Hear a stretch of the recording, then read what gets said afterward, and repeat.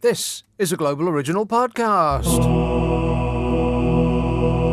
This week's clips are from back in the summer of 2019 when we were looking forward, if that's the right phrase, to the Tory party leadership contest, and there was a spy report from a Spice Girls concert, and I pick a fight with the opposite of the Spice Girls, Metallica. Are you trying to tell me that this is your act? Julie tweets, I've just come back from Wembley. They were awful. He's talking about the Spice Girls. Says it was more like karaoke down the local boozer. Well, what did you think it was going to be like? It was the Spice Girls. I really, really, really want a zig-a-zig. Blech. Bell says, I think we agree on most things, except Liam Gallagher and Kylie Minogue, who are both rather good live. No, they're not. I saw Liam Gallagher live with Oasis, and they were so dull. D-U-L-L boring. They just didn't do anything. They just stood there, stock still. Having so boring. Richard says, I've been arguing for Collins-era Genesis for a long time. I started my music listening with Gabriel, though, so I have a fondness for those albums, too. You haven't mentioned Wind and Wuthering yet, a superb album. I'm assuming that you accept that Yes is the greatest band that ever graced or will ever grace this putrid planet. I assume you're joking. Oh, I mean, And You and I is a good track, but Yes is the greatest band that ever graced this putrid planet? Yes? No. No. It's a no from me. And furthermore... No. This says, Duke was the first Genesis album I bought as a kid in the mid-'80s, and I still love it now. Yeah, me too. I think it's my favourite Genesis album. Pavel says, when will you acknowledge the truth? I can't handle the truth, Pavel. He says, Ross Kemp is the best person to make us out of this Brexit mess. Ross Kemp is the best person to take us out of this Brexit mess. He fought for us in Afghanistan, says Pavel. And Paul says, I saw Wings at Brunel Uni for 40p in 1972. Wow. Is that true? I mean, all of it. Wings played Brunel. What, the Kingdom Room? I think it was called the Kingdom Room, wasn't it? As in Isambard Kingdom. Let's have Chelsea. Hello, Peter. Oh, hi, Nick. Is that Peter. me on now? It sounds like you. All right. I must be one of the poorly educated because what I was taught about history was since the dawn of time, human beings, it seems to be in their DNA that they form tribes and then they go to war with one another. Yeah. And they do terrible things to one another. Mm-hmm. They've always done that. They always will do it. But apparently, this all began, I've got it all wrong, it only started 3 years ago when Donald Trump took office. Did it? Because he's getting the blame for everything. Yeah. But Well, in only the things that he's responsible for. Sorry? Not getting the blame for everything, but there's a long list of things that he's responsible for, so we'll blame him for them. What about before he became president? Who's responsible for that? All the trouble that's been in the world.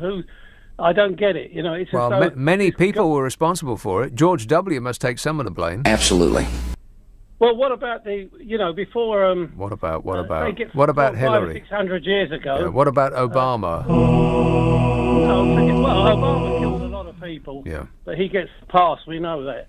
But in America, before the Europeans went there, the tribes were butchering one another. Mm-hmm. But we can't blame George Bush for that, so we don't. No, we can. We can blame George Bush. George Bush was one of the most ridiculed and reviled presidents in history. Yeah, he didn't kill the Native Americans. They were killing one another before he was born. Yeah. So that's the point I'm trying to make.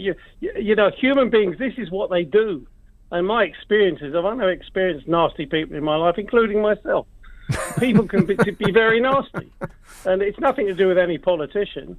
It's like calling people. But that's a silly thing to say, Peter. It's nothing to do with any politician. A politician will create the atmosphere that other people will take a lead from.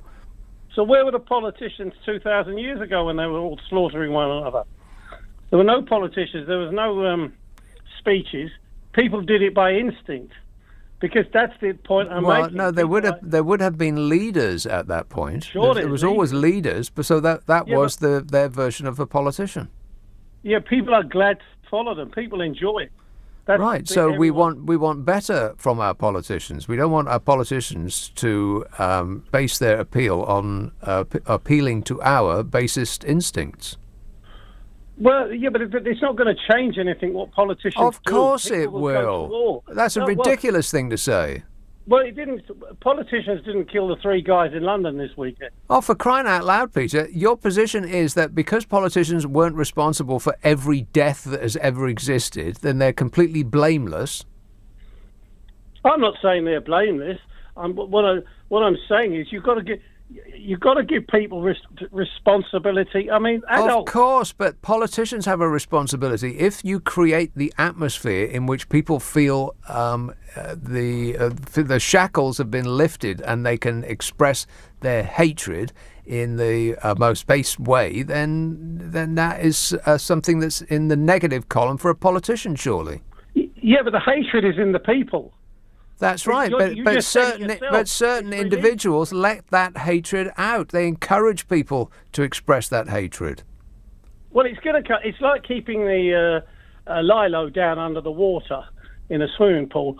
You can keep things down, but ultimately, with all people, this comes out, and it's coming out. No, it's not ultimately. It's not ultimately with all people, Peter. I mean, everybody has got a murderer in them, in certain circumstances, but we coat ourselves with a thin veneer of civilization, and most people tend to go through most of their lives without killing too many people. But it doesn't mean to say that it's not in them, but it's just the circumstance in which they live, their surroundings, and the lead that their leaders give will determine their actions in life. But your position seems to be, because Donald Trump wasn't personally responsible for all of the deaths that have ever occurred in the world, that he gets a pass. No, he doesn't. But thanks for the call, Peter. Paul in Mansfield says, Metallica on Thursday in Manchester. I am beyond excited. Yeah, you know what? They shouldn't have released that documentary. You know that documentary when they sat around and belly ached about their personal relationships, whinging and whining and moaning. It was the absolute antithesis of their reputation, their carefully honed reputation as hard swearing men's of rock, and they were just it was just non-stop whining. Stop whining. So I mean, I like their music right enough, but they kind of came out of that looking ridiculous. Don't pull back the curtain. Graham in Rochester says, and you know what? In that documentary, the lead singer, what's his name? I don't know. I've been forgetting so many things lately. Anyway, that guy at the front, he swears at the exact same moment in every show he does.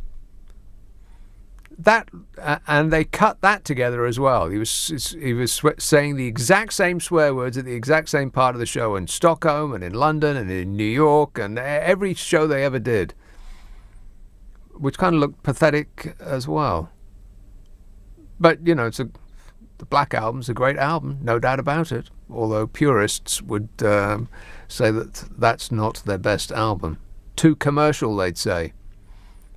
Graham says, when I were a lad of 21 in 1967, a quid would buy 10 pints of lager. He says, mind you, I was on £20 a week, so I suppose a fiver for a pint these days is about right. Yeah, I suppose so. Still seems a bit much to me. Graham in Rochester says, you don't want good seats at a gig, you want sound. Sit or stand right in the middle where the speakers are pointed. Next to the sound engineer is a good bet. If the band's any good, they're too old to bother looking at anyway. Well, that is a good point, yeah.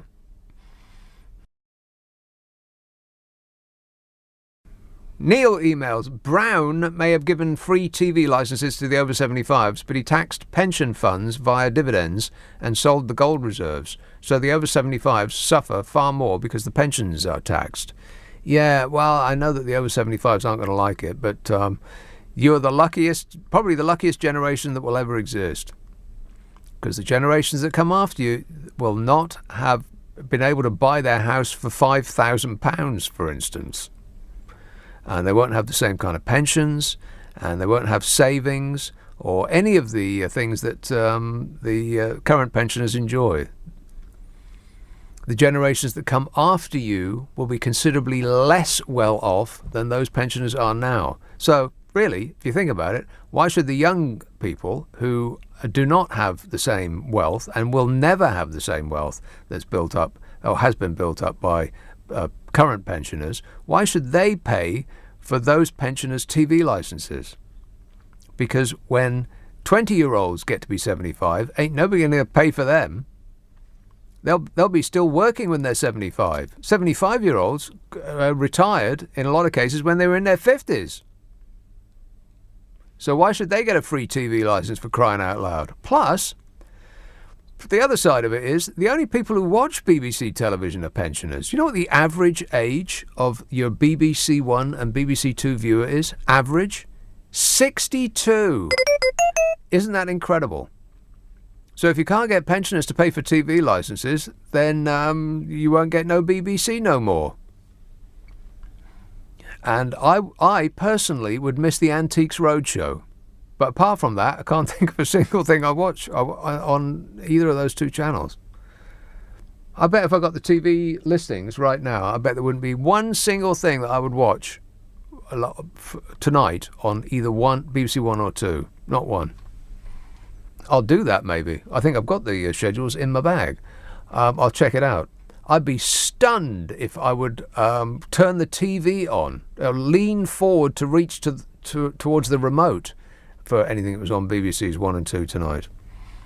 Lawrence says, have you noticed that the dog on the Brexit Party website looks really worried? Yeah. He really doesn't come across like a fan of Nigel or the young lad draped in the Union flag, the poor little pooch. Yeah. Put that dog down. I mean, I don't mean that way. I don't mean like that. I mean, put it on the ground. Leave the puppy alone. Stop using pets as a prop. Austin in Croydon says, I booked to see Lynyrd Skynyrd in 2 weeks. £105. I got bad news for you, Austin.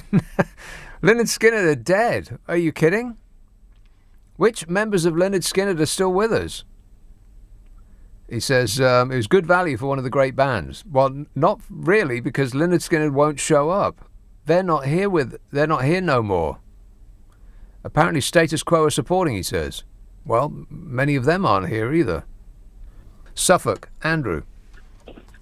Hello, Nick. Andrew. Hi. It's something just popped into my head, actually. It's not the main reason I called you, but regarding the television license fee. Yeah. I think old people should pay more. More? Because, yeah, they spend loads more time watching the television. Well, that's than true. Younger people. Yeah. I'm lucky if I get like an hour or two at the end of the day. Oh, Andrew, you should try harder. But no, the old people, they have it on all day long. That is, yeah. Mm-hmm. So I think they should pay more, if anything. Right. Well, if they don't pay, then young people won't pay because young people aren't watching television. Oh, some of us are. Well, maybe you're not young. 44. Yeah, no, yeah. I'm not young yeah, anymore. no, you're old. Now, I mean teenagers, people in their 20s, they're not watching TV anymore. They don't even know what a TV is. They're gawping at their phones all day long. Well, I think there should be a little meter on the side of the television and you put 50p's in it. You know, like the old days. So the more you watch, the more you pay. The more you pay. Yeah, well, that makes sense. It doesn't seem. What doesn't seem to make sense to me is that wealthy pensioners should be given a subsidy by their poor younger relatives. That makes no sense to me. The other thing maybe is depending on the size of your screen, you should pay more. So if you've got like a little tiny television, black and white television, you don't pay very much. And there's a sliding scale up to a great big plasma screen. Then, you know, it's proportional. Well, yeah, you're making a lot of sense, Andrew. Thank you. Sorry, but that isn't why. That's not really why I called. So we're going to be paying for our television by the inch. Is that what you're saying? By the inch and by the minute. Yeah, like the gas meter used to be. Got it. Okay. And then maybe every quarter, a person will come round and empty the meter and give you 10% back, so you feel good about it. I'll look forward to that.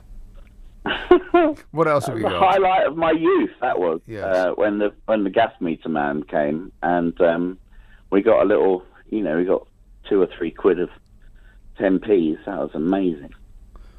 Wow. Anyway, sorry. That's a lovely stroll down memory lane. Isn't it? But the reason I'm calling is I am absolutely fed up and exhausted by politicians of every stamp and persuasion. I hate them all almost equally. Almost. So I've decided to make my life simple, and I've decided I'm going to support any politician that doesn't start a sentence with "look." Well, that's Tony Blair out for a start. Yeah, well, he started it. He was the seed. He was the poisonous fungus that started it all off. Yeah, he said, "Look," as if you weren't listening. Mm-hmm. Oh, and the only thing worse than "look" is "listen." That's the most patronising. That's the worst. But that's kind of gone out of fashion. Nowadays, it's more likely to be, "Look, I'm going to tell you something that you've already heard, and I'm going to be really patronising, but I'm going to start it with an explosion to make me sound, dynamic." So I'll assume that you aren't going to be sitting in front of your television, of whatever size it might be, and watching the debate later on this evening and on Tuesday. Well, no, I will. I'll be looking at my 10-inch black and white television and watching it. Yeah, right. And watching out for people that start their sentences with "look." Right. Okay. Well, if that is what you're going to be watching it on, then we probably owe you money. All right. Thanks, Andrew. 0345 6060 973. This says, what do you think of big old Lord Sugar saying that Boris should be jailed the other week, and now he should be PM this week? How on earth does that add up? I'm unaware of his pronouncements in that regard. I can't say I follow what he says. But there is somebody else who mentioned something about Boris Johnson, which is a little bit alarming. The chairman of the Conservative Muslim Forum vowed to quit the Tories if Boris Johnson becomes the next leader. Mohammed Amin said the former Foreign Secretary was a buffoon who was not sufficiently moral to be the Prime Minister. Mr. Amin said popularity is not the test. Well, I think it is. I think it is literally the test. It's a popularity test. He said there are many horrible people who have been popular. Well, that is indisputable. There are many popular people who have been horrible. Oh, shut up! He says popularity is not the test. The test is this person sufficiently moral to be the Prime Minister? And I believe he, Boris Johnson, fails this test. Said the chairman of the Conservative Muslim Forum. Well, questioning Boris's morals is one thing, but at least he didn't bring up Hitler. In other news, the chairman of the Conservative Muslim Forum, Mohammed Amin, said a lot of Germans thought that Hitler was the right man for them. Oh, no. Told that comparing Boris Johnson to Hitler was shocking, Mr. Amin said, "I'm not saying Boris Johnson wants to send people to the gas chamber. Clearly he doesn't." Okay, nice save, Mr. Amin. Thought you were in trouble there for a minute. He said he's a buffoon.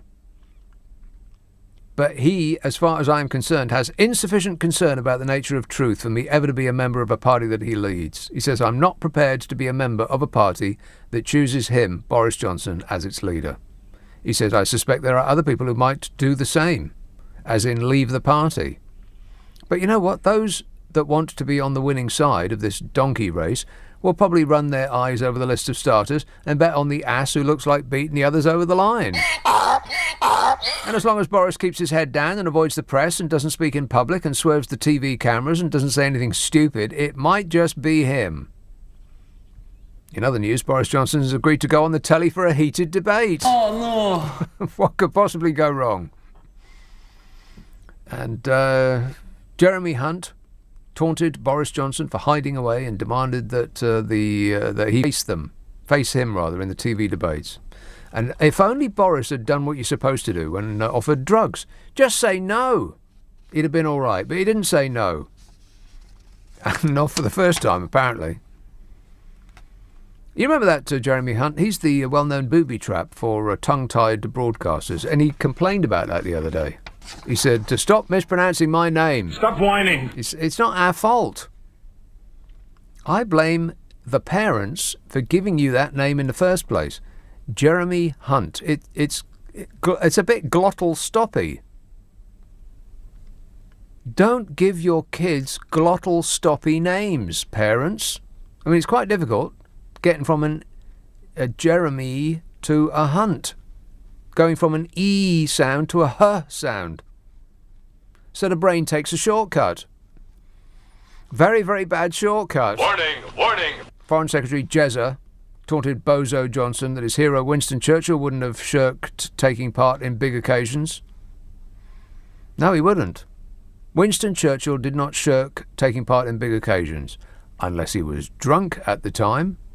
You can be excuse the odd shirk off when you're off your head on Paul Roger.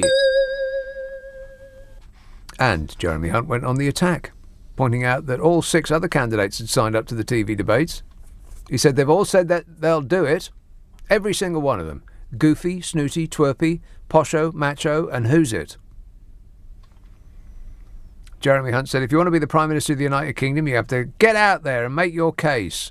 No, you don't. Have you learnt nothing? You don't make your case these days. You just say, vote for me, and everything will be huge and tremendous and great. And then you tell everybody how smart you are. Trust me, I'm like a smart person. You tell everybody how highly educated you are. I'm very highly educated. I know words. I have the best words. So there's going to be a show on tonight, apparently, on Channel 4. Is that still going on? Huh? Which show is this? Not even listening to this show. Can you believe that? So I think the debate's going to be tonight, perhaps, and Boris said no to that, but he said yes to the BBC. We're planning a debate on Tuesday, after they've, deprived the old and the desperate and the infirm of their friendly telly, so as to spend more money on executive remuneration. No!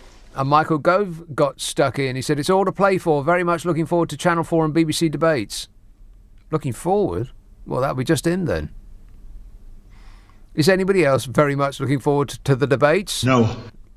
And Sajid Javid said he couldn't come to the phone because he was too busy practicing his manly stance. Just that picture alone discludes him from ever being our leader. What was he thinking of? It looked like, come to think of it, it looked like he had a problem. I know a lot about wind. Exactly. Dominic Raab said, I'll be travelling up from Dover, wherever that is. And Rory Stewart said something sensible, which counts him right out. Janet says, my son went to Brunel, but I didn't get your connection to it. Well, I went there. That's my connection. I studied there. It says, also, my ex used to be one of the experts on the Antiques Roadshow. Huh. Now renamed the Fiona Bruce Show. Oh, leave Fiona alone. She's lovely. Belfast. Hello, Lucia. Good morning. How you doing? I'm killing myself laughing here. You started up, when I tuned in, I forgot you were on tonight. I've got my days all mixed up this week. And people watching TV all day. This lady doesn't have the TV on till The Chase comes on at 5 o'clock. The Chase. I quite like that show. I love it. I love quizzes. I love information. Well, you got to keep your brain sharp, ain't you? Oh. I know I haven't. Oh, you have. Not really. Your brain's razor sharp, believe Not me. really. Oh, don't. Try to fill us. We know. I've been listening to you. It's a dull instrument, Lucia. No. What's the crack with the car? Is it defunct? Yeah, it is. Yeah, both of them pretty much. I bought my old car that I've had for 20 years broke down. And, yeah, I know that, and I know you got a new one and it broke down.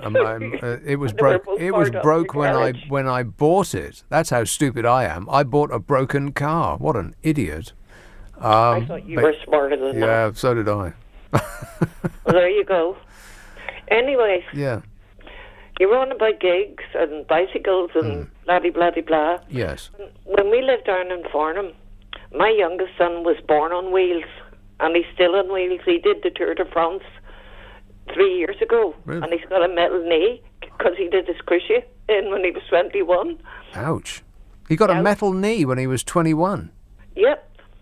And he played ice hockey, kickboxing. My life was drop me off, pick me up with two of them. I don't really want to get into the gruesome detail, but that's an odd age. Most, like surgeons, are ill.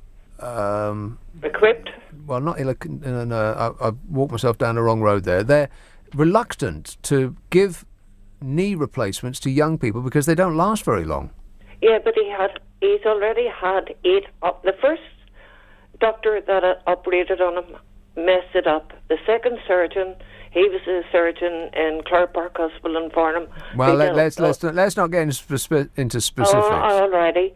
He said if he did all the guys that were injured in the Falklands, he said if I'd have got to you the first time round, your knee would be fine. Huh. But anyway, he ended up from then having 8 operations on his knee. Ugh. So he ended up having to have a metal knee. God. But he's still going skiing. Skiing? Good grief. Yeah. I'm cycling. I can barely walk from one end of the room to the next, but that's just laziness. You're quite young. Not really. You know what? See your photograph on. Oh yeah, but that's not me though, Lucia. That's just we bought a frame in a shop, and the photograph came with it. You're right. You look like a wee sweet little boy. Oh, so cute, like a pussycat or a puppy dog. No, not a puppy dog, but a little blonde-haired boy that you would see in Oliver Twist or something. Yeah. Well, that picture was taken 30 years ago. I had to break the news to you. I don't believe that one. Anyway, and gigs. Yes. The last gig I went to was Bruce Springsteen 3 years ago. Oh, well, there you go. My God, I don't think... and I saw him in Wembley, I saw him in Slane, but I don't think he could even surpass that last gig that I saw him at. The backdrop up the mountain, the sunset, he didn't even want to stop. Where was this? In Belfast. Oh, right, okay.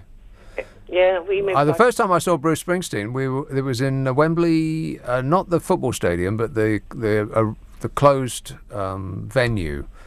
You know, the one with the one with the roof on it. I think it was probably 1982, something like that. Really kind of early on, and we were just hanging around outside, and there was a huge crowd by the door. And, several hundred people were milling about outside, and it was a very, very pleasant day. And we were just, passing the time of day. We were having a couple of beers and just, chilling, waiting for the crowd to dissipate. And after, I don't know, about an hour or so, the crowd didn't seem to go anywhere. And so I wandered up and asked a member of security, when are people going in? And he said, going in? He said, they're in already. The concert's been on an hour.